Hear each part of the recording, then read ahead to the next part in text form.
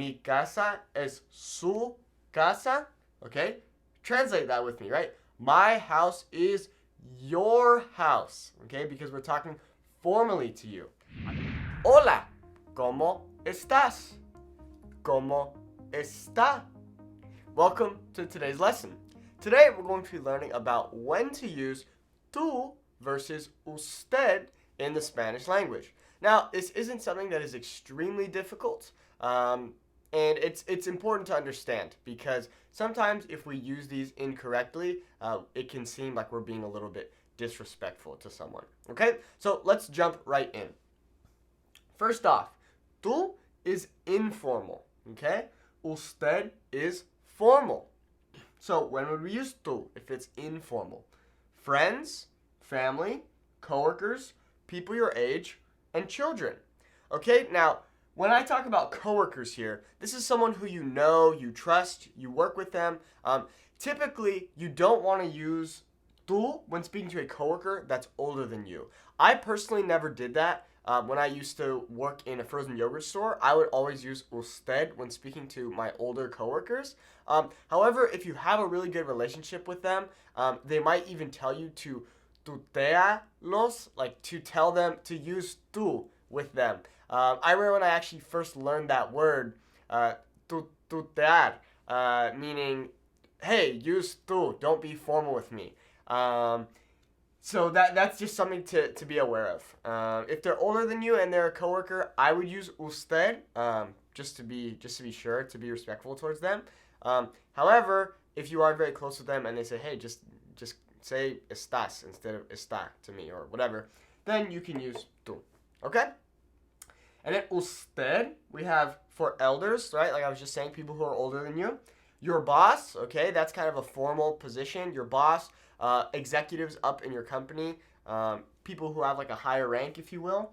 And then also just when you want to be formal. So if you're speaking with a stranger, even if they might be your same age, you could use usted just to be polite and be respectful.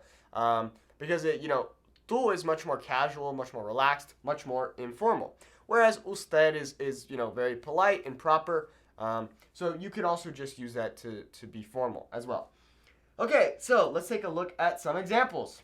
¿Cómo estás versus ¿cómo está? So I'm sure you've heard that before, right? ¿Cómo estás and ¿cómo está? Well, estás is conjugated in the tú form, meaning it's informal. So if I know you, you're my friend, and I say, hey, amigo, amiga, ¿cómo estás? How are you? Okay, it's informal. Whereas with ¿cómo está, we're talking about usted. So if I, go into my job and I see my boss, and my boss says, oh, hey, Nate, good morning. I say, oh, buenos días, ¿cómo está usted? Oh, muy bien, gracias. Right, so, oh, ¿cómo está usted? How are you? Okay? Now remember that usted and tú both mean you, okay? Tú is just informal, usted is formal. Okay? So, ¿cómo estás versus ¿cómo está? Now, you might have also heard ¿cómo está when talking about maybe él or ella. Okay? Just be aware that usted is conjugated. Verbs that are in the usted form are conjugated just like the él and ella people. Okay? So, oh, ¿cómo está él? ¿Cómo está ella? ¿Cómo está usted? Okay, so they all follow the same conjugation rules. Okay? Next one. ¿De dónde eres? Versus ¿de dónde es? Okay? Where are you from? Versus where are you from, right? This is informal. Eres, coming from the verb ser, meaning to be.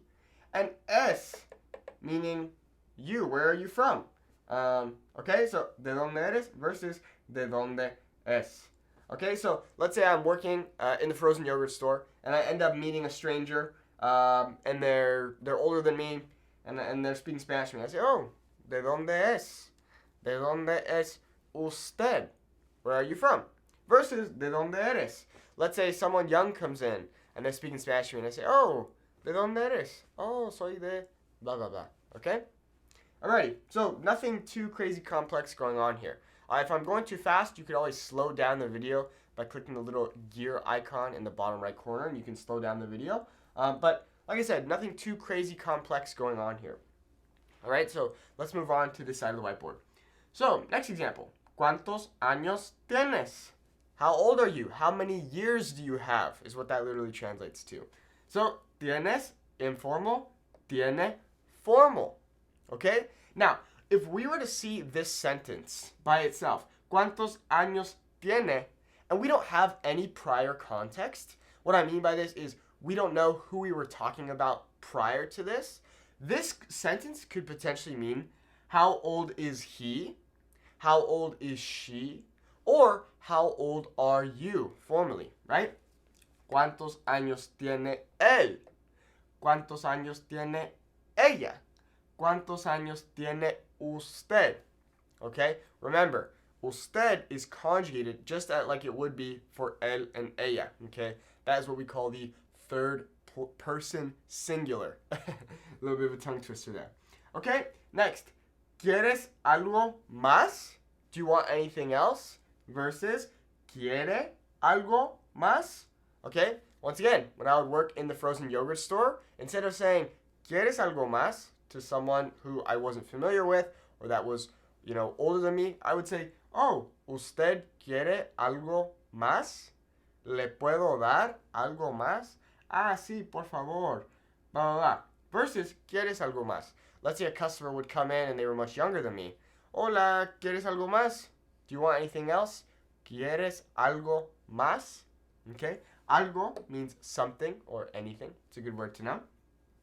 All right? Now, here I put that tú does not equal tú. Tú does not equal tú. No es igual. Okay? Tú no es igual que tú. Why? Well, tú with an accent means you, like we've been talking about. Tú without an accent means your. Now, you're probably thinking, Nate, but tú and tú, they sound exactly the same. You know what? I don't hear the difference. Well, there is no difference. Tú and tú, pronounced exactly the same. The only difference is in writing, tú with an accent means you. Tú without an accent means your.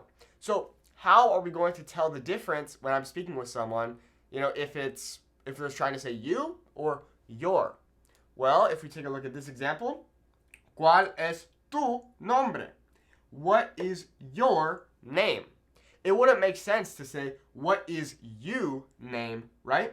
So context clues are going to tell us, oh, okay, they're trying to say your here instead of you. Okay? Now we have, ¿Cuál es su nombre? Okay, now su means your as well, okay, but it's formal. So once again, su could represent él, ella, or usted, okay? ¿Cuál es su nombre? Hey, did you see that girl? ¿Cuál es su nombre? What is her name? Hey, did you see that guy? What is his name? ¿Cuál es su nombre? Okay? Or, hola, mucho gusto. ¿Cuál es su nombre? Hi, nice to meet you. What is your name? Because we're speaking formally. Okay, I'm sure you've seen this little word before. Su. Okay, it's a really good one. Like, you may have heard the phrase, mi casa es su casa. Okay? Translate that with me, right? My house is your house. Okay? Because we're talking formally to you. I could also say, mi casa es tu casa. Right? That's informal. Hey, yeah, my house is your house. Okay? Mi casa es su casa would be formal. Okay? Now, I forgot to mention this kind of little funny joke that I do with my friends Luis and Jose. We used to joke sometimes. We would speak to each other using the usted. So sometimes we would just be kind of silly, and instead of saying like, hey, like, ¿cómo estás, güey? Like, what's up, dude? How are you? We would say like, hola, señor. ¿Cómo está, don? And we would laugh at that because don in Spanish is kind of like gentleman. Like, it's very formal, like very kind of old-fashioned. Like, ah, sí, ¿cómo está, don? So we'd kind of like to joke about that. Okay, but just remember, tú, informal, usted, formal. We use tú for friends, family, coworkers, people your age, and kids. And usted for elders, your boss, and just whatever you want to be formal. You want it to be more polite. Bueno, Gracias por ver. Gracias a ti. Gracias a usted, right? Thanks to you, formally and informally. Si te gustó el video, por favor, dale un like. If you like the video, please give it a thumbs up. Y también suscríbete si aún no lo has hecho. And also subscribe if you haven't already. Bueno, gracias y nos vemos en la siguiente lección. Thank you, and I'll see you in the next lesson. Adiós.